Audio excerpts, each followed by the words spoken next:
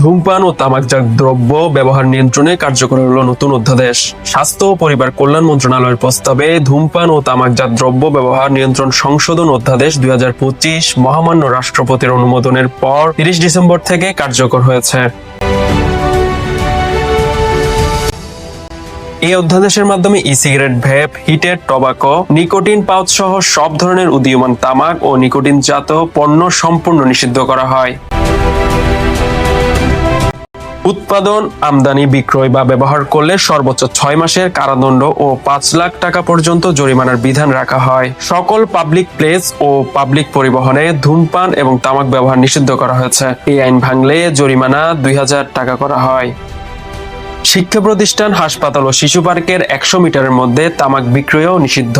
এছাড়া সব ধরনের তামাক বিজ্ঞাপন, প্যাকেট প্রদর্শন ও প্রচারণা বন্ধ করা হয়েছে। তামাক পণ্যের প্যাকেটের 75% জায়গায় রঙিন স্বাস্থ্য সতর্কবার্তা বাধ্যতামূলক করা হয়। জনস্বাস্থ্য সুরক্ষা ও তামাক মুক্ত বাংলাদেশ গঠনের লক্ষ্যে এটিকে একটি গুরুত্বপূর্ণ ও যুগোপযোগী পদক্ষেপ হিসেবে দেখছে সরকার।